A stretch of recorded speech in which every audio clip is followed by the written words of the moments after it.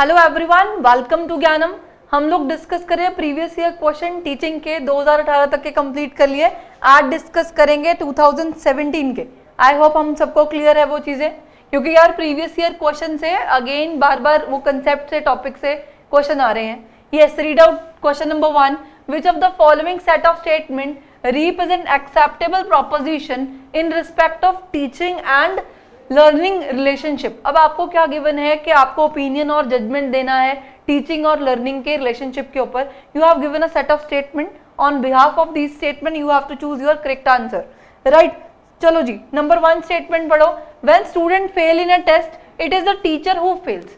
जब भी हम लोग कोई भी चीज टीच कर रहे हैं, इट मीन्स दैट कि हम लोग चाहते हैं कि वो बच्चा प्रॉपरली लर्न करे और उसके क्लास में मार्क्स अच्छे आए। यही चाह रहे हैं ना हम लोग अपने टीचिंग से। तो ऐसा भी हो सकता है कि जो भी हम लोगों ने इन्फॉर्मेशन प्रोवाइड करी उसके सर के ऊपर से निकल गई, मतलब उसका वो लेवल ही नहीं था। तो हमें एक्चुअल में जब टीच कर रहे हैं हमें ऑडियंस का भी लेवल देखना है, उसका अंडरस्टैंडिंग लेवल बहुत ज़्यादा ज़रूरी है। अगर 5th क्लास का बच्चा है तो उसको 5वीं क्लास तक का ही पढ़ाना है, उसको 12वीं का नहीं पढ़ाना है ना। और अगर कोई बच्चा कॉलेज का है तो उसको उसके लेवल के बिहाफ पे टीच करना पड़ेगा। तो इट मीन्स दैट अगर कोई बच्चा फेल हो जाता है टेस्ट में, इट मीन्स दैट कि टीचर की कहीं ना कहीं जो है कमी है, जिसकी वजह से वो एक बच्चे के इंटरेक्शन को जो है मतलब उसको इंटरेक्ट नहीं कर पा रहा, राइट। उसके इंटरेक्शन में कहीं ना कहीं कमी है। सो ये चीज करेक्ट हो जाती है हमारे लिए। Every teaching must aim at ensuring learning. Yes, जब भी हम टीच कर रहे हैं we always ensure that it always gain some knowledge, right. So it is correct. Third one, there can be teaching without learning taking place. We can teach, है ना, हम लोग टीच करते हैं विदाउट लर्निंग। अगर कोई मेरे पास पास एक्सपीरियंस है, मेरे खुद के लाइफ एक्सपीरियंसेस हैं, तो मैं उसके थ्रू आपको टीच कर सकती हूँ। उसके लिए वो स्पेसिफिक चीज़ों को लर्न करने की जरूरत नहीं है, वो मेरे अंदर जो पहले ही फीड है माइंड में, right. So there can be no learning without teaching. वो कह रहा है कि बिना लर्निंग के हम लोग टीचिंग नहीं कर सकते। ये अगेन हमारे पास क्या हो जाता है भाई, इनकरेक्ट हो जाता है, right. Next one, a teacher teaches but learn also. यहाँ पे क्या कह रहा है कि एक टीचर टीच भी करता है, लर्न भी करता है। This is correct. जब हम लोग पढ़ा रहे हैं तो हम साथ में पढ़ भी रहे हैं, है ना। Next one, real learning implies rote learning. अगर रोट लर्निंग के बारे में बात करें, it means we are going to cramming something, है ना। हम लोग क्या कर रहे हैं, क्रैम कर रहे हैं, या फिर हम लोग सेम कंसेप्ट को क्या कर रहे हैं, रटिफिकेशन लगा रहे हैं, उसको अगेन अगेन अगेन पढ़ी जा रहे हैं, उसको कहते हैं रोट लर्निंग।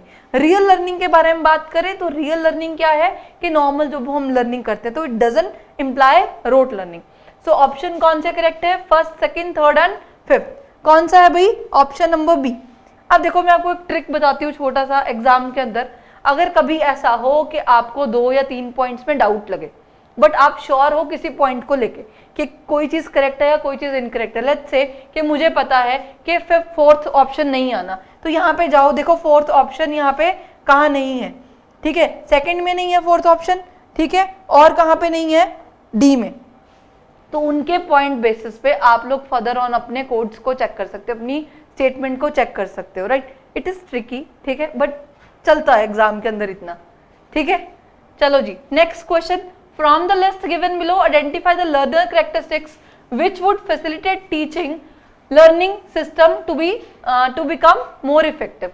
किससे हम लोग कहते हैं कि एक लर्नर के पॉइंट ऑफ व्यू से कि अगर एक बच्चा है ना, एक स्टूडेंट की कैरेक्टरिस्टिक्स कैसे इफेक्ट करेंगी टीचिंग को।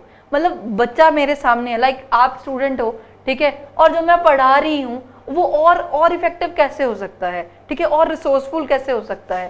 So yes, number 1, prior experience of the learner. जो भी बच्चा है, जो भी स्टूडेंट है, जो भी लर्नर है, अगर उसका खुद का वो कंसेप्ट क्लियर है या मतलब उसको बेसिक नॉलेज है उस कंसेप्ट के बारे में, तो हम उसको और डेप्थ में समझा सकते हैं। हो सकता है कि वो जो बच्चा है वो और क्वेश्चंस टीचर से पूछे, तो it will more effective, right. So ये करेक्ट है। Second one, learner family lineage. उसकी फैमिली से, उसके हॉबीज से, उसके रिलीजियस एफिलिएशन से अपने को कोई लेना देना नहीं है ना। वो बच्चा कौन सी कास्ट का है, क्रीड का है ना, ये अपने को कोई लेना देना नहीं। ये चीजें इनकरेक्ट है हमारे लिए। यस, करेक्ट ऑप्शन कौन से हो गए। Aptitude of the learner, again important हो जाता है, वो बच्चे की कैपेबिलिटीज क्या है, right. Then learner stage of development. अब लर्नर स्टेज ऑफ डेवलपमेंट कहने का मतलब उसको कितना क्यूरियोसिटी है उस सब्जेक्ट के अंदर। अगर अब आप मेरा लेक्चर देख रहे हो, इट मीन्स दैट कि आपको लर्न करना है, आपके अंदर वो क्यूरियोसिटी है कि ये पेपर क्लियर करना है यार अपने को, तभी ये लेक्चर देख रहे हो ना। अब मैं कॉमेडी तो कर नहीं रही, ये कोई एंटरटेनमेंट क्लास तो हो नहीं रही है ना। तो इट मीन्स दैट के स्टेज ऑफ वो बच्चा कितना इंटरेस्टेड है उस कंसेप्ट को लेके। तो हम बच्चे को भी तभी टीच कर सकते हैं अगर उसका खुद का इंटरेस्ट है किसी टॉपिक में। So it is always correct learner stage of development. तो हमारे पास कौन से करेक्ट हो गया, फर्स्ट, थर्ड और fourth. Option number A is correct. Move to the next question. हाँ जी, असर्शन और रीजनिंग पे बेस्ड है। असर्शन बेसिकली कि हमारे पास स्टेटमेंट गिवन है, उस स्टेटमेंट के बिहाफ पे हमें रीजन गिवन है, मतलब इस स्टेटमेंट का ये रीजन है और आपको फर्दर ऑन पॉइंट्स गिवन है। Yes, learning is a life long process, this is true. Learning क्या है, एक लाइफ लॉन्ग प्रोसेस है, एक अनएंडिंग प्रोसेस है, right. Learning to be useful must be linked with life processes. Learning एक useful है और उसको हम लाइफ एंड तक जो है अपने, मतलब जब तक हम डेथ नहीं हो जाती हम तब तक उसको जो है चला सकते हैं। अब मान लो आप कहते हो कि पीएचडी उसके बाद भी कुछ है क्या, हाँ उसके बाद भी कुछ है। आप चाहो फर्दर ऑन कितनी मर्जी स्टडीज कर लो, कभी खत्म नहीं होंगी, ठीक है। Choose the correct answer from the following code. तो ये सही है यार, ए भी सही है, आर भी सही है और आर इसका बेस्ट एक्सप्लेनेशन है। So both A and R R true and R is the correct explanation of A. तो हमारे पास करेक्ट क्या होगा, ऑप्शन नंबर ए। क्लियर है पॉइंट? यस, चलें आगे। Effectiveness of teaching has to be judged in terms of. अब teaching की इफेक्टिवनेस को हम लोग कौन सी टर्म्स पे जज कर सकते हैं, कोर्स कवरेज। ये पहले भी क्वेश्चन आ चुका है। हम लोगों ने पूरा मटेरियल बच्चे को दे दिया, पढ़ा दिया। अब मैं कहूँ मैंने पूरा कोर्स कंप्लीट कर दिया बट आपके कंसेप्ट ही क्लियर नहीं है, क्या फायदा, ठीक है। अगेन इनकरेक्ट हो गया। स्टूडेंट का इंटरेस्ट, हाँ डिपेंड करता है कि बच्चे का इंटरेस्ट कितना है, बट उससे मेरी टीचिंग इफेक्टिव नहीं हो सकती, right. Learning outcome of the student, एक मेरे पढ़ाने से स्टूडेंट के आउटकम में, पहले मान लो उसके 30 मार्क्स आते थे, ठीक है, या उसके कंसेप्ट हाफ क्लियर थे, but after gaining this lecture अब आपके कंसेप्ट और क्लियर हो जाते हैं, तो ये ज्यादा इफेक्टिव है मेरे लिए, है ना। तो हमारे लिए करेक्ट हो गया ये। नेक्स्ट भी पढ़ लेते हैं, use of teaching ads in the classroom. अब 36 तरह की एड्स लगा लो, प्रोजेक्टर लगा लो, ये वो लगा लो, उससे टीचिंग इफेक्टिव होगी नहीं। अगर आपके कंसेप्ट क्लियर नहीं है, ठीक है, मेरे पढ़ाने के वे से अगर आपको वो चीज नहीं समझ में आ रही, नहीं क्लियर हो रहा, तो उतने टीचिंग एड्स का अपने को कोई फायदा नहीं, सारे लगा लो चाहे, है ना। क्लियर है?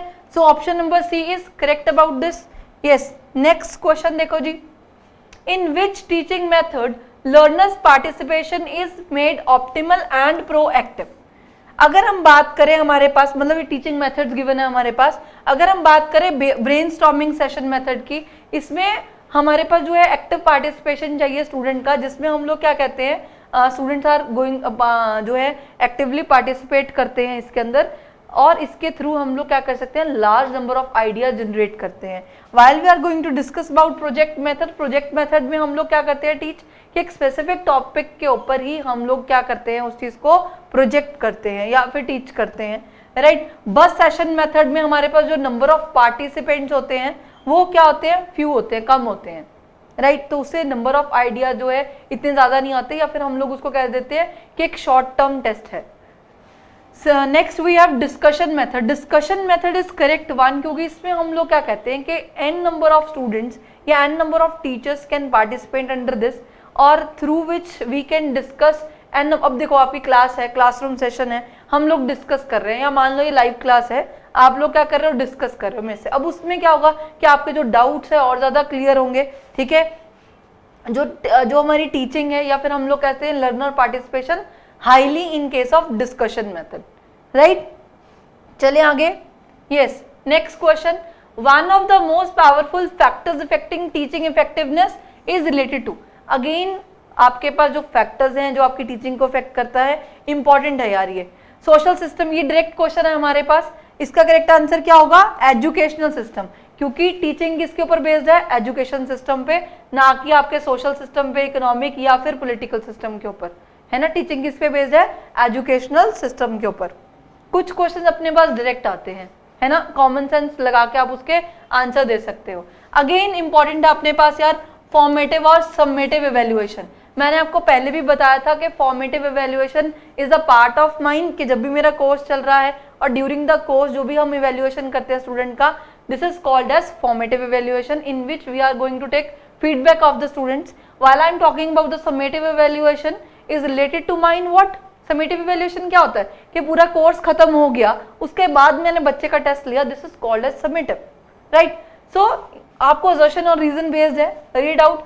Formative evaluation tends to accelerate the pace of learning during the course. जब हम बच्चे को फॉर्मेटिवली इवेल्युएट करते हैं, मतलब ड्यूरिंग द कोर्स हम लोग फीडबैक भी ले रहे हैं, उसको पढ़ा रहे हैं, उसके डाउट क्लियर कर रहे हैं क्लासरूम सेशन के अंदर ही, तो वो कहते हैं कि उसकी जो लर्निंग है, उसकी जो नॉलेज है, एनहांस करती है। This is correct, assertion is correct है। रीजन पढ़ो, as against summative evaluation formative evaluation is highly reliable. अब ऐसा तो नहीं होता। अब मान लो हम लोगों ने बात करी फॉर्मेटिव इवैल्यूएशन की कि ड्यूरिंग द कोर्स हम लोग बच्चे का टेस्ट ले रहे हैं, मान लो, तो उससे क्या होगा, इट मींस दैट कि उसको वो शॉर्ट टर्म मेमोरी चेक करी हमने।